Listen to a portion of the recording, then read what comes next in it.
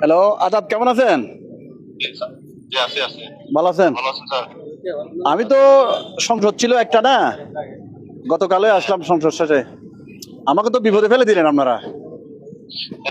কেন বাসতলার ব্রিজের আবার টোলের জন্য অ্যাডভার্টাইজমেন্ট দিলেন? এটা তো আমি এমপি হলাম জিনিসটা আমি জানি না, অথচ পত্রপত্রিকা আসতেছে এমপি সাহেব জিনিসটা করলো।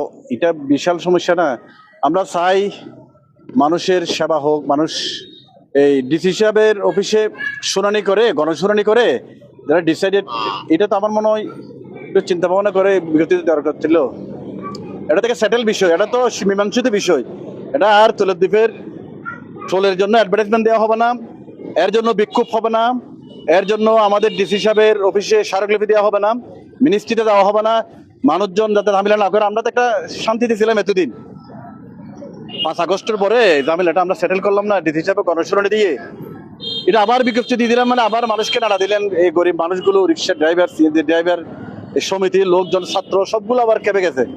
সবচেয়ে দুঃখজনক কথা হচ্ছে এমপি সাহেবকে দিয়ে কথা বলা শুরু করে দিয়েছে। এমপি সাহেব এই জিনিসটা করলো, এটা খুবই খারাপ লাগছে। আমি আমার ডিপার্টমেন্ট না হলেও এটা তো বাস খেলে আমাকে বললে ভালো হতো না জিনিসটা। আমি প্রয়োজনে আমি সুপারিনটেন্ডেন্ট ইঞ্জিনিয়ারকে বলতাম, সচিব মহোদয়কে বলতাম, মাননীয় মন্ত্রীকে বলতাম। এই বিষয় তো সেন্সিটিভ বিষয়। আমরা কত কষ্ট করে বাসকালে আঞ্চলিক মহাসড়ক চিন্তা করতেছি, বিসি সড়কের ওখানে আবার ঝামেলা এসে যায়, তাহলে তো আমাদের পরিবেশটা বিঘ্নিত হয়ে গেল।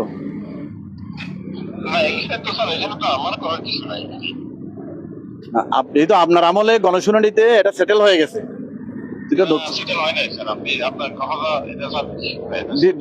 ডিসি সাহেবের অফিসে গণশুনানি করে এটা বাদ দেয় নাই?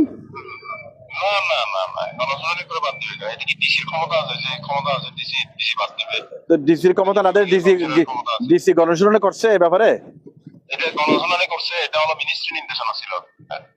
তো মিনিস্ট্রির নির্দেশনা থাকলে তো ডিসি সাহেব মিনিস্ট্রির নির্দেশনা অনুযায়ী গণশুনানি করলো, তো ডিসি সাহেবের ক্ষমতা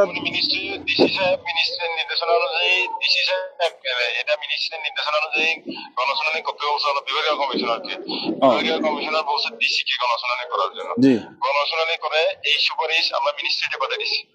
মিনিস্ট্রি এগ্রি করে নাই, মিনিস্ট্রি আবার নির্দেশনা দিচ্ছে এবং সর্বশেষ আমি গত কয়েকদিন আগে, যেহেতু দীর্ঘদিন এটা পেন্ডিং আছে স্যার, ঠিকাদারের এখানে দেনা পাওয়ানোর বিষয় রয়ে গেছে, তাদের সিকিউরিটি বাকি রয়ে গেছে, এগুলো কোনো কিছু করা যাচ্ছে না।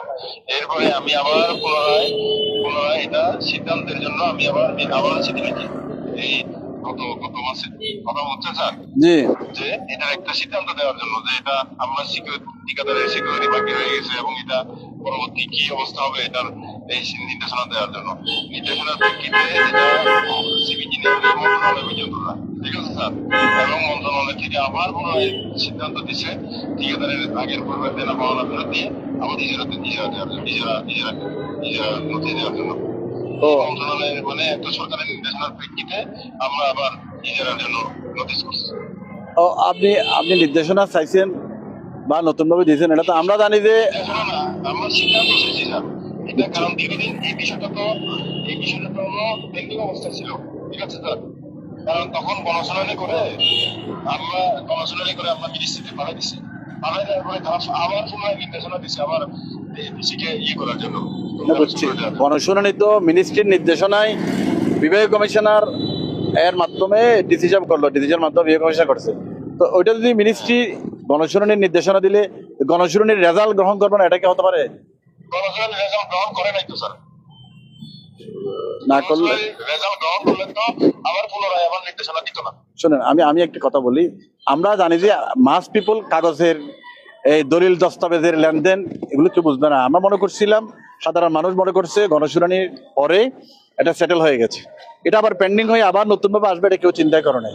তো আমার মনে হয় প্রথম গণশুনানির নির্দেশনা বা গণশুনানির প্রথম যে সিডিটি আসছে আমাদের বিভাগীয় কমিশন বরাবর, ওইটা সহ গণশুনানির রিপোর্ট সহ আমাকে একটু কাইন্ডলি দিয়েন, আমি মিনিস্ট্রিতে কথা বলবো। এটা আমাকে আগে বললো তো, বিজ্ঞপ্তি দেওয়ার আগে বলতাম। আপনি যখন কাগজ চালাচালি করতো তখন যে আমি তো জানি যে এটা তো পেন্ডিং ছিল স্যার। বিভাগীয় কমিশনারের কাছে আমরা বারবার গেছি, বিভাগীয় কমিশনারের কাছে আমি আমার এডিশনাল শিশুদের নিয়ে এসে বিভাগীয় কমিশনারের কাছে গেছি। লাস্ট কয়েকদিন আগেও বিভাগীয় কমিশনারকে আবার আমরা খুঁজছিলাম যে স্যার এটা আমাকে কাগজপত্রগুলো দেন, আমি 7 তারিখ সংসদ করবো, তো আমি মন্ত্রী মহোদয়ের সাথে কথা বলবো, সচিব মহোদয়ের সাথে কথা বলবো। জিনিসটা তো ঝামেলা। স্যার আমার মনে হয় একটু কথা বলেন স্যার, কারণ বিষয়টা স্যার যদি আপনি এটা- আমাকে বলতেছেন কিন্তু এটা আমার পর্যায়ে নাই আর কি বিষয়টা। না, আমার কথা যে আপনি অ্যাডভার্টাইজমেন্ট দেওয়ার আগে যদি আপনার বিষয়গুলো, আপনার অ্যাক্টিভিটিস আমি জানতাম, আমার জন্য সুবিধা হয়ে যেত, তখন কাজ করতে ঠিক আছে, হয়তো কিন্তু আপনার এটা যেহেতু সরকারি সিদ্ধান্ত, তবে এটা যখন উপর থেকে নির্দেশনা দেয় তখন আমার তো একটা কিছু করার থাকে না। আমি একটা জিনিস দিতে পারি স্যার, আপনাকে ওই যে মন্ত্রণালয়ের যে সর্বশেষ যে নির্দেশনা দিচ্ছে সেটা আপনাকে দিতে পারি। ওটা দিত প্রথমে শুনানির জন্য একটা আবেদন, মন্ত্রণালয় নির্দেশনা দিতে শুনানির জন্য, ওটা আমার জন্য গ্রাউন্ড হবে ওটা আর কি, প্রথমটা সব। সব আছে স্যার, সব আছে। ঠিক আছে, ঠিক আছে, জি, ওকে, জি, থ্যাংক ইউ। জি, ধন্যবাদ।